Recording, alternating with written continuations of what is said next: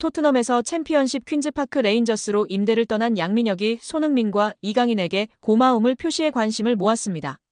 영국 TVR 풋볼은 유튜브 채널 슈퍼러브를 인용, 양민혁이 QPR로 임대를 가기 전 손흥민에게 받은 조언을 이야기했다고 전했습니다. 양민혁은 슈퍼러브를 통해 흥민이 형과는 당연히 같은 팀에서 같이 생활했다. 훈련이 끝나고 같이 밥 먹고 냉탕도 항상 같이 했다. 타지에서 같은 팀 선배로서 많은 도움을 주셨다면서 임대 가서도 다치지 말고 경험 많이 쌓고 돌아오라고 했다고 밝혔습니다. 양민혁은 지난 2024년 K리그 강원FC에서 고교생 신분임에도 38경기에서 12골 6도움으로 강한 인상을 남겼습니다. K리그 1 역사상 최초 고교생 신분으로 프로 선수가 된 양민혁은 시즌 중이던 지난해 7월 토트넘과 계약해 주목을 받았습니다. 아직 어린 선수다. 프리미어리그의 높은 수준에 적응하기 위해서는 시간이 필요하다는 포스테코글루 감독의 말처럼 양민혁의 토트넘 데뷔전은 좀처럼 쉽지 않았는데요. 손흥민도 양민혁에게 부담을 주지 말아달라고 당부한 뒤 양민혁은 K리그 첫 시즌 12골과 도움을 많이 기록했고 밝고 두려움이 없는 선수라고 간주했습니다. 또 그는 양민혁이 팀에 합류하게 돼 기대되며 내가 도울 수 있는 부분은 돕고 싶지만 압박을 주지 않아야 한다면서 축구가 그에게 가장 중요하다고 덧붙이기도 했습니다. 결국 양민혁은 경험을 쌓기 위해 QPR로 임대 이적하기로 했습니다. 요한 랑게 토트넘 테크니컬 디렉터는 제게 있어 임대 시장은 선수들의 성장에 있어 매우 중요한 단계라면서 프리미어리그 데뷔를 한 선수들의 80% 이상이 임대를 경험했다고 밝혔습니다. 양민혁은 이강인의 이름도 언급했는데요. 한국 축구대표팀에서 이강인과 인연을 맺은 양민혁은 여기 와서 강인이 형이 되게 많은 도움을 주신 것 같다. 고마움을 전하기 위해 이렇게 방송을 통해 이야기한다고 밝혔습니다. 이어 형이 새해에 먼저 연락을 주셨다. 선배가 후배에게 먼저 연락 주기가 쉽지 않다면서 강인 이 형이 왔는데 어려움은 없냐. 자신감 가지고 너 하고 싶은 대로 하면 분명. 내가 좋은 위치에 원하는 위치에 갈 수 있다 등의 조언을 많이 해줬다고 마워했습니다. 양민혁은 국가대표팀에서 잠깐 봤는데도 기억해주고 정말 잘 챙겨줘서 너무 감사하다고 덧붙여 이강인에 대한 감사도 잊지 않았습니다.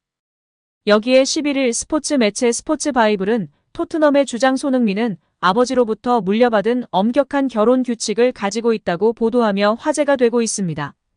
프로축구 선수 출신으로 알려진 손흥민의 아버지 손흥정 씨는 손흥민 선수가 어렸을 때 4시간씩 기합을 주며 엄하게 훈련시킨 것으로 유명합니다. 손흥민이 월드클래스라는 주장이 나왔을 때는 강하게 반박하며 더 많은 것을 요구하기도 했는데요. 그중 하나가 결혼 규칙입니다. 손흥민이 분데스리가 함부르크와 레버쿠젠에서 뛰었던 당시 은퇴할 때까지 결혼해서는 안 된다는 규칙이 아버지의 가장 강력한 입장인데요.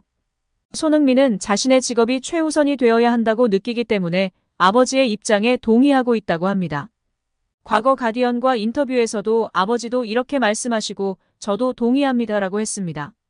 이어 결혼하면 1등은 가족, 아내, 아이들, 그 다음이 축구가 될 것이라며 은퇴할 때나 33, 34이 되어도 가족과 오래 살 수 있다고 했는데요. 축구팬들은 프로페셔널한 손흥민 부자의 멘탈이 훌륭하다며 칭송하나 과연 손흥민 선수가 누구와 결혼하게 될지 궁금증이 높은 상황입니다. 또한 우려하는 것은 손흥민 선수가 다른 선수들처럼 33, 4세 은퇴할 수준이 아닐 거라는 건데요. 어린 시절부터 철저하게 자기 관리에 힘쓴 손흥민 선수는 운동 회복 능력이 남다르다라는 평가를 받고 있습니다. 이에 지밖에 모르고 철저히 개인 관리를 해온 호날두급으로 선수 생활을 할 수 있을 터인데 그럼 37세까지는 기본일 텐데 그럼 결혼은 언제 해야 하는지 걱정이 되는 것입니다. 그렇다고 33, 4세 은퇴하면 안 되고요. 이에 다시금 손흥민을 향한 유명 아나운서이자 앵커의 찐 리액션이 화제가 되고 있습니다. 자세한 소식 살펴보도록 하겠습니다. 미국 MBC 방송국의 간판 아나운서이자 앵커인 레베카 로우와의 에피소드인데요. 그녀는 MBC와 MBC 스포츠에서 근무하는 영국계 미국인 텔레비전 진행자이자 앵커입니다. 그녀는 이전에 BBC 및 ESPN에 있었고 BBC 뉴스 진행자 크리스 로우 딸로 유명세를 탔었습니다. 성인된 이후에는 스포츠에 대한 관심이 높았고 그중 축구에 대한 진지한 사랑으로 ESPN 입사 후 프리미어리그 팀에서만 활동하였습니다. 그녀는 수려한 외모뿐 아니라 축구에 대한 열정, 애정이 높은 것으로 유명했습니다. 또한 MBC의 주간 호스트로서 하계 및 동계올림픽 게임의 모든 보도를 담당하며 많은 사랑을 받았습니다. 2014년 소치, 2016년 리우데자네이루, 2018년 평창, 2020년 도쿄, 2022년 베이징 올림픽까지 메인 보도를 진행하며 많은 팬들의 관심과 사랑을 받아왔고, 그녀의 전문성과 스포츠에 대한 열정을 많은 팬들이 사랑했습니다. 그녀는 오랜 기간 프리미어리그를 담당하고 있어 수많은 프리미어리그 스타 선수들을 그런데 그녀가 손흥민과의 인터뷰를 진행하며 이전과 달리 굉장히 긴장하고 쑥스러워하는 모습과 더불어 마치 아이돌을 보는 듯한 눈빛이 화제가 되었습니다. 뿐만 아니라 인터뷰 종료 후에는 자기도 모르게 손흥민을 향한 사랑과 애정을 표현하며 큰 화제가 되었습니다. 또한 콘테와의 악수와 손흥민 선수와의 악수 시 온도 차이가 팬들 사이에서 크게 화제가 되기도 했었습니다. 현지 팬들은 MBC 방송국의 간판인 그녀가 소니를 향해 소녀처럼 좋아하는 모습이 크게 화제가 되었고 흐뭇했던 것 같습니다. 영국 현지에서는 손흥민 선수가 실력도 실력이지만 항상 겸손하고 최선을 다하는 그의 성격, 인성에 대해 높이 평가하고 있습니다. MBC 간판인 로우도 수많은 빅스타들을 만나왔지만 손흥민처럼 인성이 좋았던 선수를 많이 보지 못했을 것 같습니다. 그래서 진심 어린 팬심으로 리액션이 나오면서 화제가 되었던 것 같습니다.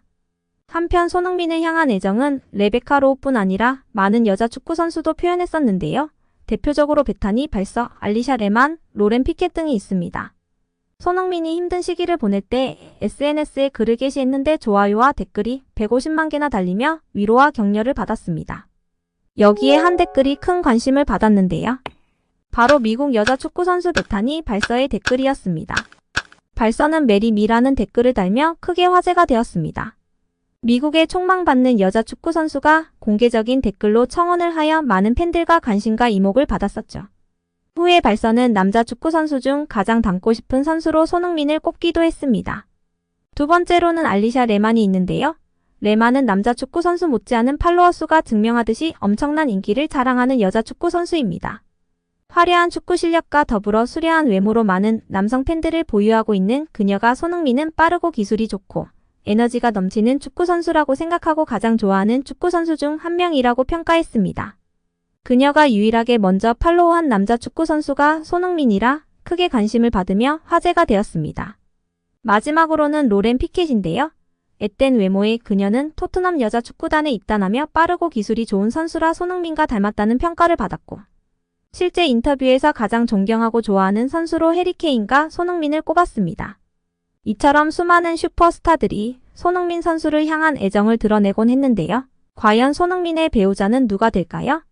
은퇴 후 결혼을 고려한다고 했는데 은퇴 시기가 늦어졌으면 하는 팬심과 빨리 행복한 가정을 꾸렸으면 하는 마음도 드는 것 같습니다. 여기에 대한축구협회가 신청한 특정감사 재심의가 기각됐습니다. 이에 따른 감사 후폭풍이 시작될 것으로 보입니다.